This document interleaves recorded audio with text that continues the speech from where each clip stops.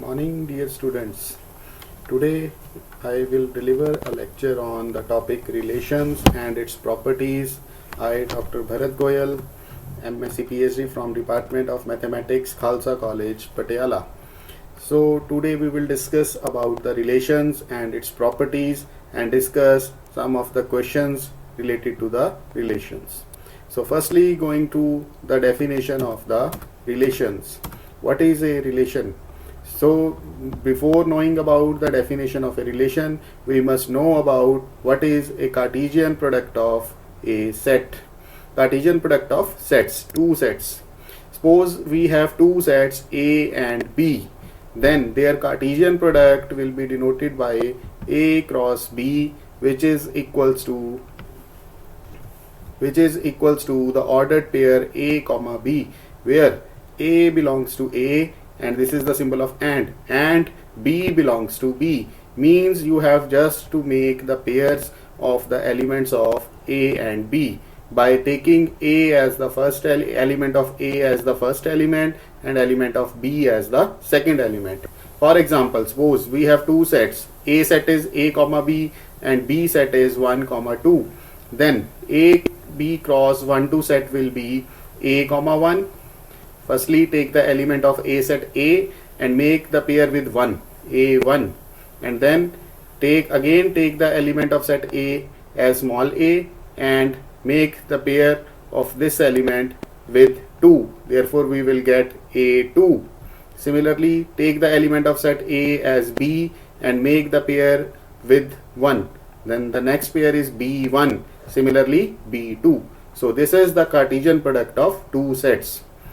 So, if the sets A and B are finite, this is called the number of elements. This notation is called the number of elements. So, the number of elements in A cross B is number of elements in A into number of elements in B.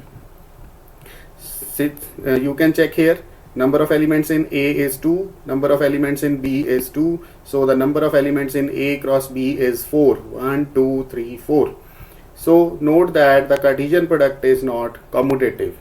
Obviously, if you reverse the order of these two sets, if you take 1 2 to the first position and AB to the second position, then their pairs will be 1 comma A, 1 comma A, 2 comma A, 1 comma B, 2 comma B.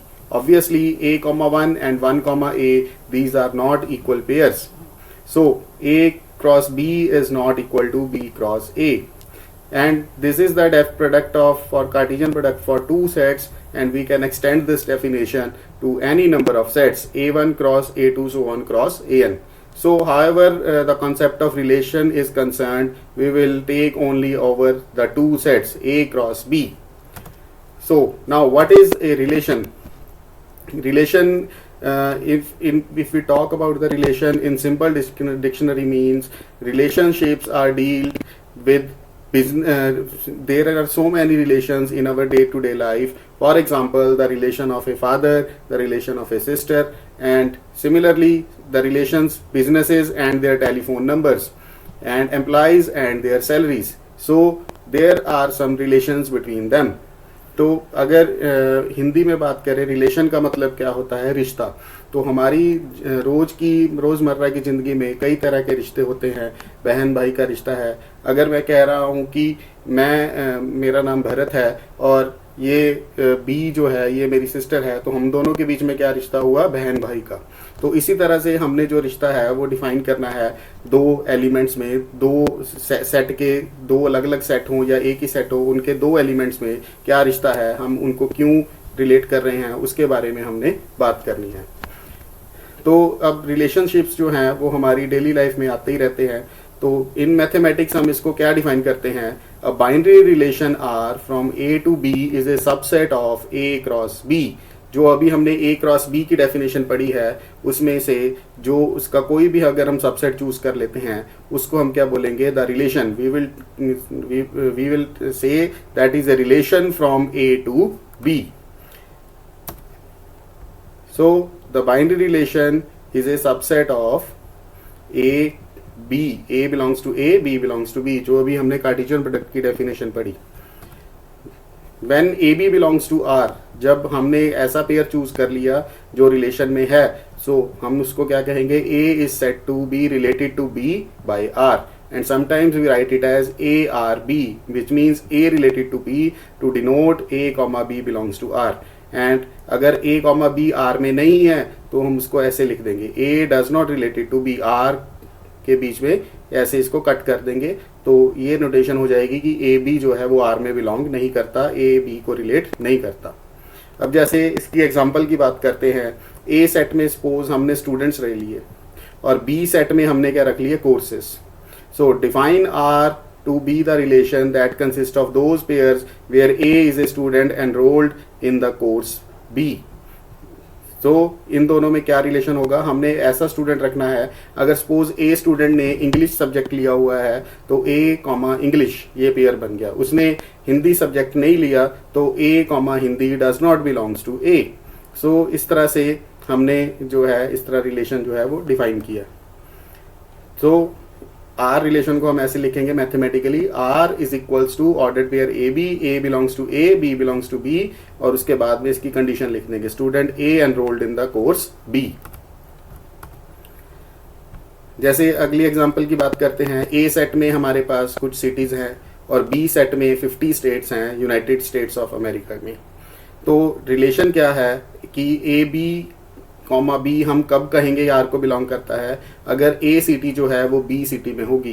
तो जैसे इसका solution क्या बनेगा, suppose अगर boulder है और Colorado वहाँ पे एक स्टेट है और बोल्डर जो है वो सिटी जो है वो कोलोराडो स्टेट में आ रही है, तो इन दोनों का पेयर बन गया। बेंगौर और मेन, इन दोनों का पेयर बन गया। बेंगौर सिटी जो है वो मेन स्टेट में है तो इन दोनों का पेयर बन गया। सिमिलरली और पेयर्स भी बनाए हुए हैं। अब मैथमेटिक्स में बात करते हैं, ये तो जनरल एग्जांपल्स थी। सपोज ए हमारे पास सेट है जिसमें एलिमेंट्स हैं 0 1 2, बी सेट है उसमें एलिमेंट्स हैं ए कॉमा बी। सो आर जो रिलेशन है उसमें हमने क्या रखा, 0 कॉमा ए, 0 कॉमा बी, 1 कॉमा ए, 2 कॉमा बी। ये आप देख सकते हैं अगर ए क्रॉस बी अगर हम डिफाइन करेंगे तो उसका एक सबसेट है, क्योंकि ए क्रॉस बी में तो कितने एलिमेंट्स आएंगे, 3 इसमें है, 2 इसमें है, 3 2 6, और हमने यहाँ पर सिर्फ कितने चूज करे हैं, 4 एलिमेंट्स, उसका एक सबसेट चूज किया है। ये 4 एलिमेंट्स हमने आर्बिट्ररी इसमें उस ए क्रॉस बी में से लेके आर में रखे हैं। तो ये रिलेशन हो गया फ्रॉम ए टू बी। इसमें हम क्या कहेंगे, 0 रिलेट करता है ए से, 0 रिलेट करता है बी से, 1 रिलेट करता है ए से, 2 रिलेट करता है बी से। और जो पेयर इसमें नहीं आए, कौन सा पेयर नहीं आया, जैसे 1 कॉमा बी नहीं आया तो हम क्या कहेंगे, 1 comma 1 is not related to B. और कौन सा पेयर नहीं आया, जैसे 2 कॉमा ए वाला पेयर नहीं आया तो हम क्या कहेंगे, 2 is not related to B. So ये एग्जांपल थी रिलेशन की। ये देखिए आप इसको ऐसे डायग्रामेटिकली भी बना सकते हैं। 0 1 2 3 एलिमेंट्स हमने ए सेट में से लिए और ए कॉमा बी ये 2 एलिमेंट्स हमारे बी सेट के हैं। अब 0 कॉमा ए, 0 ए से रिलेट करता है तो यहाँ पे ये एरो हम मार्क कर देंगे, तो इसका मतलब ये 0 जो है वो ए से रिलेट कर। सिमिलरली 0 जो है बी से रिलेट कर रहा है तो ये एरो मार्क कर देंगे, 0 रिलेटेड टू बी। 1 जो है वो ए से रिलेट कर रहा है, 1 कॉमा ए। 2 जो है वो बी से रिलेट कर रहा है, 2 कॉमा बी। तो इस तरह से हम रिलेशंस को डिफाइन करते रहेंगे। अब क्या है, हमारे पास 2 सेट थे पहले, ए क्रॉस बी। हम कहते थे R is a subset of A cross B. अगर हमने रिलेशन किसी एक सेट पर ही डिफाइन करना है, दूसरा सेट नहीं है, हमारे पास सिर्फ एक ही सेट है, तो हम उसमें क्या करेंगे, ऐसे रिलेशन को हम क्या डिफाइन करेंगे, R is a subset of A comma B where A belongs to A and B belongs to B. यानी कि हम ए क्रॉस बी करने की बजाय कार्टेशियन प्रोडक्ट जो है वो ए क्रॉस ए करेंगे। एक सेट की सेम उसी के साथ ही हम कार्टेशियन प्रोडक्ट कर देंगे और उसका सबसेट चूज कर लेंगे, तो वो एक सिंगल सेट ए के ऊपर रिलेशन कहा जाएगा। सो अब जैसे ये एग्जांपल है, इसमें ए सेट में 4 ही एलिमेंट्स हैं, 1 2 3 4, which ordered pairs are in the relation. अब रिलेशन उसने क्या डिफाइन करा, देखो ए कॉमा बी, 2 ऐसे एलिमेंट्स को रिलेट करना है। अगर ए बी को डिवाइड करेगा, पहला एलिमेंट दूसरे एलिमेंट को अगर डिवाइड करेगा तो वो रिलेटेड होंगे। तो जैसे अब हम पहला एलिमेंट अगर 1 को रख लेते हैं तो 1 किस किस को डिवाइड करता है, वी ऑल नोज 1 सभी नंबर्स को डिवाइड करता है। तो इसमें कौन कौन से पेयर आ जाएंगे, 1 1 1 2 1 3 1 4। अब नेक्स्ट हम a की वैल्यू 2 रख लेंगे। 2 इन सभी में से किसको डिवाइड करता है, या इटसेल्फ या फिर 4 को, तो 2 और 2 4। 3 जो है वो सिर्फ इटसेल्फ ही डिवाइड करता है। अगर हम a की वैल्यू 3 रखेंगे तो पेयर आएगा 3 3। सिमिलरली 4 इन चारों में से सिर्फ इटसेल्फ ही डिवाइड करेगा तो अगला पेयर आएगा 4 4। तो तो ये रिलेशन जो है हमारे पास बन जाएगा। ये आप देख सकते हैं, A डिवाइड्स B का रिलेशन था, 1 divides 1 therefore it belongs to R, 1 divides 2 therefore it belongs to R, 1 divides 3, 1 divides 4, 2 divides 2, 2 divides 4, 3 divides 3, 3 divides 4। तो ये सारे R में आ रहे हैं एलिमेंट्स। अभी नेक्स्ट हमारे पास कुछ एग्जाम्पल्स हैं on the set of integers.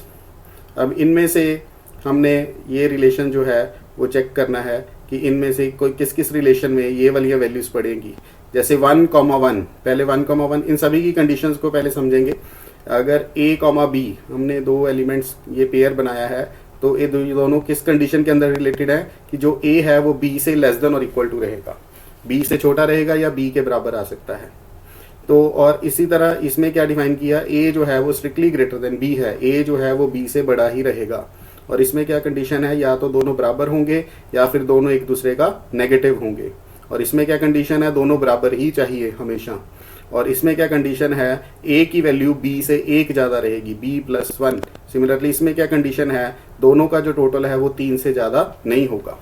तो अब हमने चेक करना है कि 1, 1 एलिमेंट जो है इनमें से किस सेट को बिलोंग करता है। तो 1, 1, अब ये देखिए कि अगर हम A की वैल्यू यहाँ पे 1 और B की वैल्यू 1 पुट करेंगे तो क्या ये कंडीशन सेटिस्फाई होती है। अगर हम A की वैल्यू 1 पुट करते हैं तो 1 लेस देन और इक्वल टू 1, क्या ये सही है, यस ये सही है। सो इसलिए 1, 1 जो है वो R1 को बिलोंग करेगा। सिमिलरली अब हम 1, 1 को यहाँ पे पुट करके देखेंगे, 1 स्ट्रिक्टली ग्रेटर देन 1, ये गलत है, इट इज फॉल्स। सो 1, 1 जो है वो R2 को बिलोंग नहीं करेगा। अब इसी तरह यहाँ पे पुट करेंगे 1 इक्वल टू 1, सो इन दोनों में से एक कंडीशन अगर ट्रू होगी तो ये बिलोंग कर जाएगा। तो A इक्वल टू B ये ट्रू हो गया क्योंकि 1 इक्वल टू 1, सो इसलिए 1, 1 R3 को भी बिलोंग करेगा। इसमें तो चाहिए ही दोनों इक्वल, तो 1, 1 जो है वो R4 को भी बिलोंग करेगा।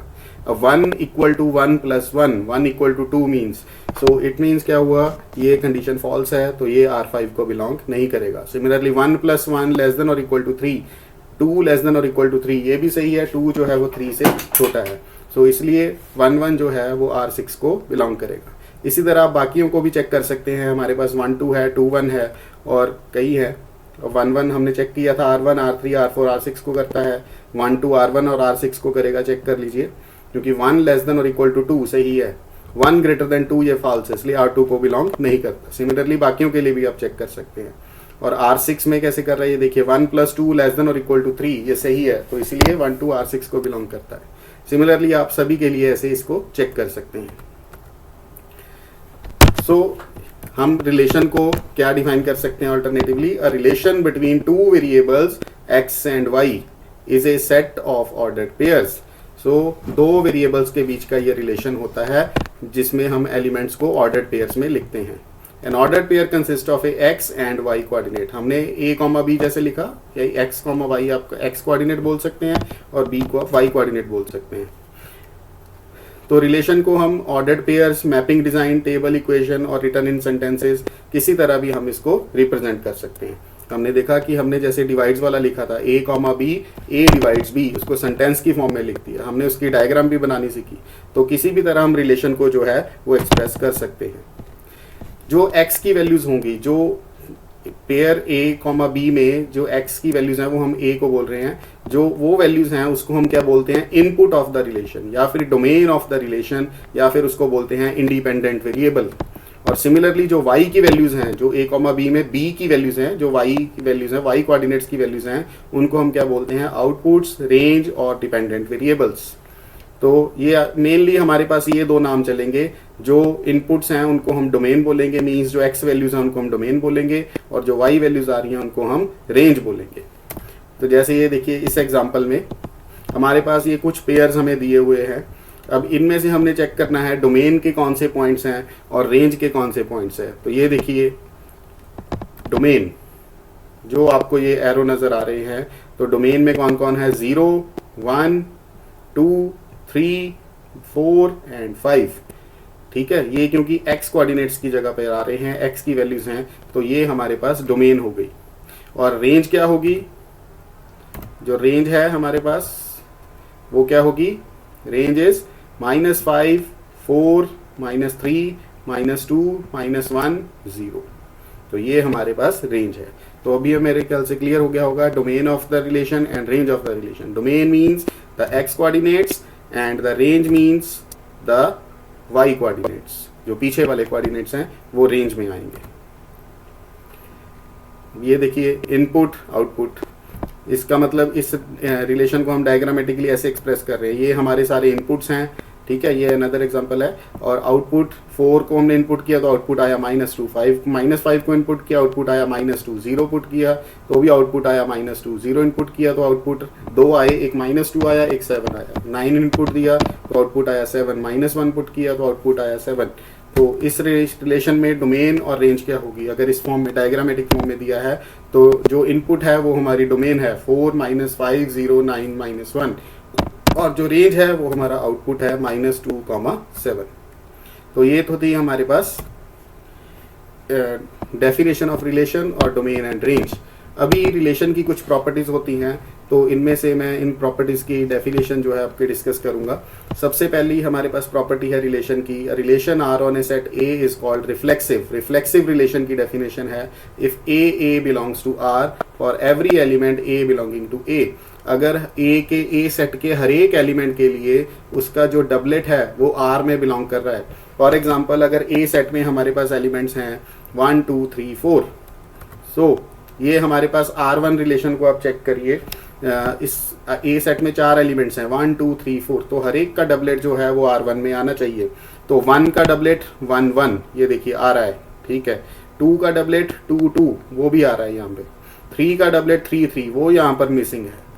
तो हर एक एलिमेंट का डबलेट जो है अगर रिलेशन में आएगा तो हम उस रिलेशन को रिफ्लेक्सिव बोलेंगे। सो R1 जो है हमारे पास रिफ्लेक्सिव रिलेशन नहीं है। 3 का डबलेट यहाँ पर मिसिंग है। 3 इसको अल्टरनेटिवली ऐसे भी डिफाइन करते हैं कि अगर हर एक एलिमेंट अपने आप से रिलेट होता है तो वो रिलेशन क्या कहा जाएगा? Reflexive relation. अभी सेकंड R2 में भी अगर आप चेक करें तो 1 1 है, 2 2 नहीं है, 3 3 भी नहीं है और 4 4 भी नहीं है। अगर एक भी मिसिंग है तो ये रिफ्लेक्सिव नहीं कहा जाएगा। सिमिलरली R3 की अगर हम बात करें, R3 में 1 1 है, 2 2 है, 3 3 है, 4 4 है, इनमें चारों के चारों एलिमेंट्स के डबलेट प्रेजेंट है, तो R3 हमारे पास रिफ्लेक्सिव रिलेशन है। बट R4 जो है वो रिफ्लेक्सिव नहीं है, इसमें किसी का भी डबलेट प्रेजेंट नहीं है। तो R5 में 1 1 है, 2 2 है, 3 3 है, 4 4 है, चारों के चारों प्रेजेंट है, तो R5 भी रिफ्लेक्सिव है। R6 में कोई भी डबलेट नहीं है, तो R6 रिफ्लेक्सिव नहीं है। तो अभी आपको ये बात मेरे ख्याल से समझ आ गई होगी। रिफ्लेक्सिव रिलेशन क्या होगा? A belongs to R for every element A belonging to A. जिस रिलेशन में जिस सेट के ऊपर वो रिलेशन डिफाइन करा है उस रिलेशन में उस सेट के हर एक एलिमेंट का डबलेट प्रेजेंट होगा, यानी कि हर एक एलिमेंट अगर अपने आप से रिलेटेड होगा तो ऐसा रिलेशन क्या कहा जाएगा? Reflexive relation. सो हमने जैसे कंक्लूड करा था R3 और R5 ये दोनों ही रिफ्लेक्सिव थे, अदर्स आर नॉट रिफ्लेक्सिव। अभी जो हमने पहले एग्जांपल्स डिस्कस करी उनमें से चेक करेंगे कौन कौन सा रिलेशन जो है वो रिफ्लेक्सिव है।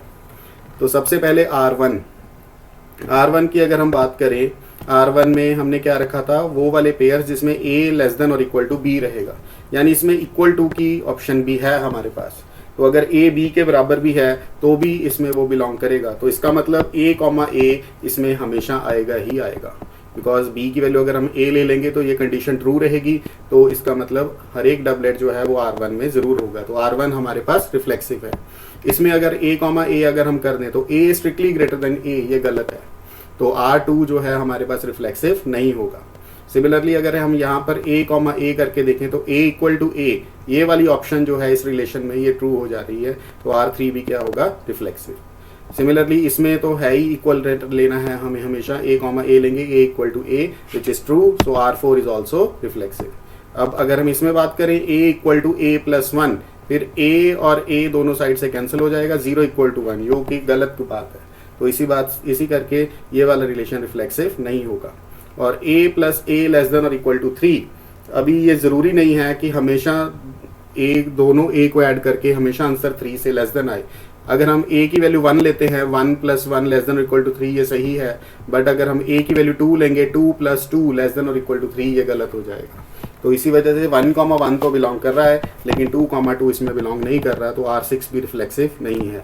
तो जो हमने कंक्लूजन निकाला ये देखिए, R1 हमारा रिफ्लेक्सिव था, R3 और R4, ठीक है, क्योंकि इसमें हर एक इंटीजर के लिए हर एक डबलेट जो है वो बिलोंग कर रहा है।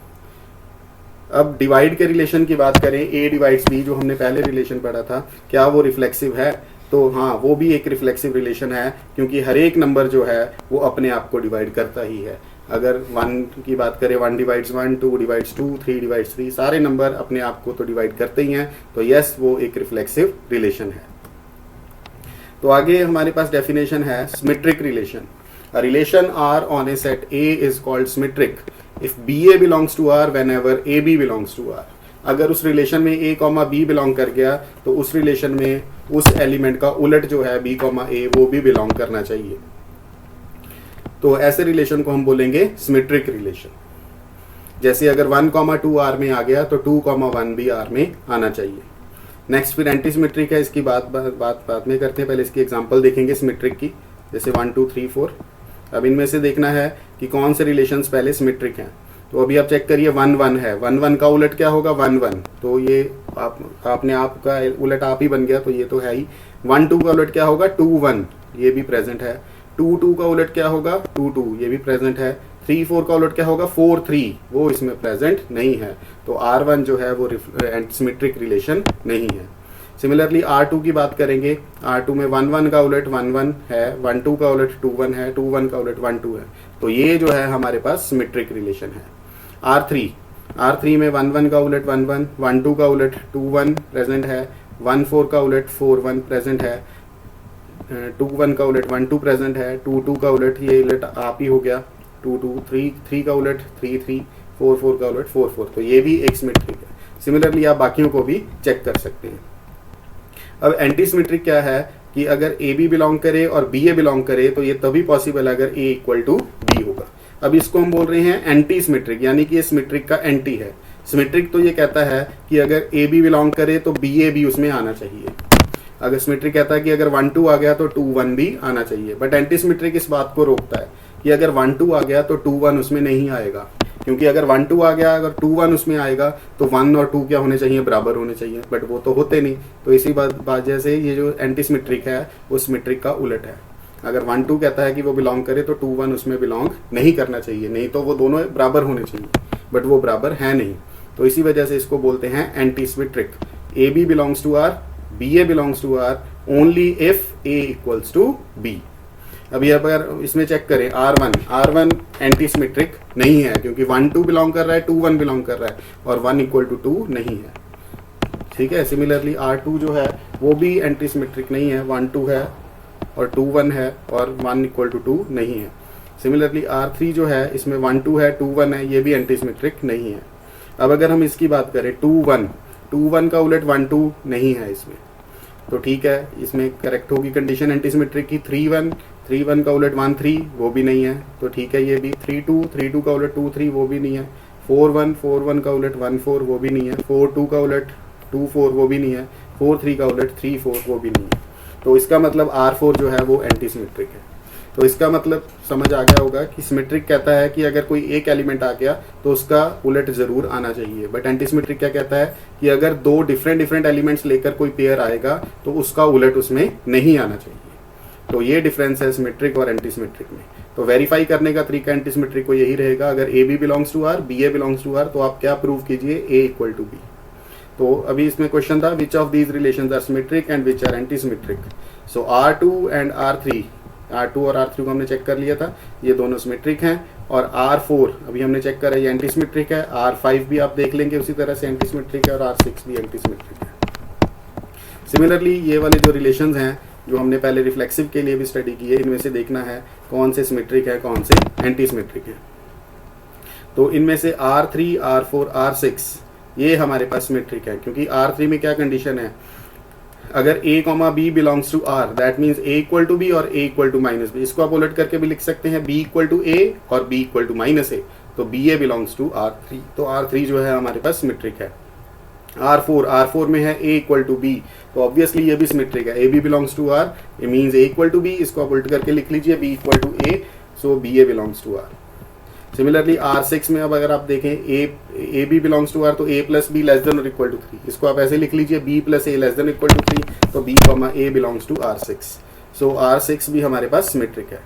अब R1 की बात करें, R1 जो है वो एंटी सिमेट्रिक है, क्योंकि अगर a लेस देन और इक्वल टू बी होगा तो सपोज अगर हमने 1,2 लिया, 1,2 इसको बिलोंग करेगा क्योंकि 1 लेस देन और इक्वल टू 2, बट 2,1 इसको बिलोंग नहीं करेगा क्योंकि 2 लेस देन और इक्वल टू 1 नहीं होता, तो एक ही पेयर आएगा, उसका उलट नहीं आएगा। तो R1 जो है एंटी सिमेट्रिक है। इसी तरह से आप बाकियों को भी चेक कर सकते हैं।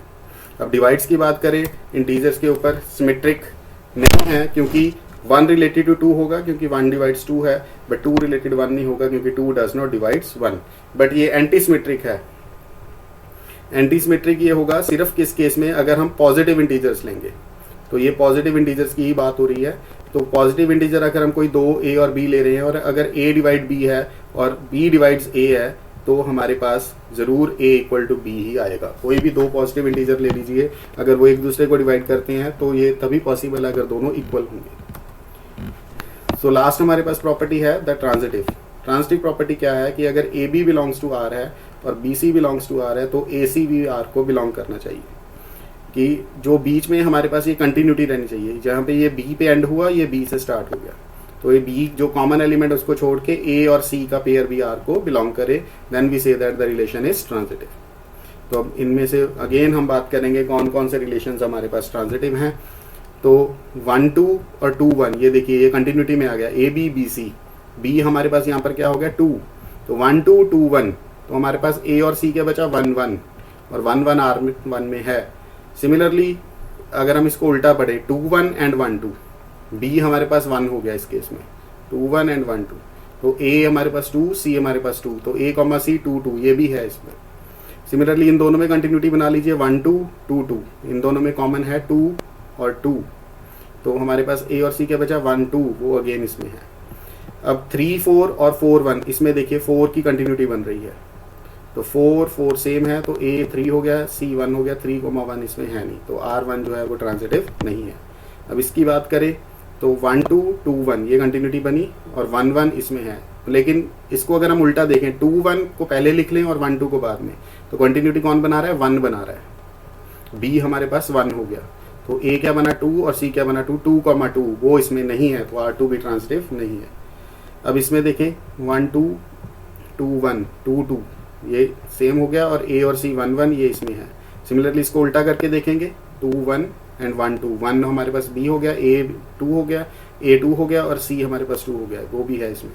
अब 4 1 1 4 और 4 1, 4 हमारे पास बी हो गया, तो 1 1 इसमें बिलोंग कर रहा है। तो इस तरह से आप इसमें चेक करेंगे, सारे पेयर्स के लिए आ रहा है हमारे पास, तो ये हमारे पास एक ट्रांजिटिव रिलेशन है। इस तरह बाकियों को भी आप चेक कर सकते हैं। इसमें एक पेयर जो है वो मिसिंग होगा, वो है हमारे पास, ये हम चेक कर लेते हैं। हमारे पास ये मिसिंग होगा 2 2 2 1, तो ये हो गया 2 1, और यहाँ पर आ गया हमारे पास, तो R3 में एक पेयर जो है वो हमारे पास मिसिंग है, वो है 2 4, क्योंकि ये देखिए इन दोनों में कंटिन्यूटी अगर हम बनाए 2 1 और 1 4, बी हमारे पास 1 हो गया और 2,4 वो इसमें बिलोंग नहीं कर रहा, तो R3 जो है ट्रांजिटिव नहीं है। अगर हम इसमें चेक करें, इसमें कंटिन्यूटी बना कर देखें, इनमें सभी में कंटिन्यूटी के अकॉर्डिंगली ये ट्रांजिटिव आ जाएगा। इनमें कंटिन्यूटी नहीं बन रही कहीं पे, तो ये ट्रिवियली ट्रांजिटिव हो गया, और ये भी इसमें भी कोई कंटिन्यूटी नहीं बन रही, तो ये भी ट्रिवियली ट्रांजिटिव हो गया, और इनमें सभी में अगर हम चेक करेंगे तो ऐसी कंटिन्यूटी बन जाएगी, तो ये भी एक ट्रांजिटिव हो गया और बाकी के नहीं है। सिमिलरली इनमें से अगर हम चेक करें कि कौन कौन से ट्रांजिटिव है, तो आपको जैसे पहले बताया इसमें से आप चेक कर सकते हैं। अगर A B belongs to R1 है तो ए लेस देन और equal to B, B C belongs to R1 है तो बी लेस देन और इक्वल टू सी, तो ऑब्वियसली ए लेस देन और इक्वल टू सी भी होगा। और इसी तरह ए बी बिलोंग्स टू R1 है तो A greater than B, B C belongs to R2 है तो बी ग्रेटर देन सी, तो ए बी सी से ग्रेटर होगा, तो ये भी एक ट्रांजिटिव। सिमिलरली आप बाकियों को भी चेक कर सकते हैं। R6 जो है वो हमारे पास ट्रांजिटिव नहीं है, R5 जो है वो भी ट्रांजिटिव नहीं है, क्योंकि अगर हम कह रहे हैं a plus B less than और इक्वल टू 3 है और B C belongs to R6 है, b प्लस सी लेस देन और इक्वल टू 3 है, तो ज़रूरी नहीं है कि a प्लस सी भी लेस देन और इक्वल टू 3 आए। ये आप कोई भी एग्जांपल लेके इंटीजर्स में से चेक कर सकते हैं। सो इसी तरह से A B equal to B plus one, इसमें भी आप एग्जाम्पल क्रिएट करके चेक कर सकते हैं कि एक ऐसा पेयर आपको मिल जाएगा जो ट्रांसिटिव नहीं होगा। तो डिवाइड्स के रिलेशन की बात करें, अगर ए डिवाइड्स बी है और बी डिवाइड्स सी है तो ए बी सी को डिवाइड करेगा, तो ये भी एक ट्रांसिटिव रिलेशन है। तो आज के लिए यही रहेगा कि हमने डिस्कस किया रिलेशंस, उसकी डेफिनेशन, डोमेन एंड रेंज और उसकी properties. So thank you very much.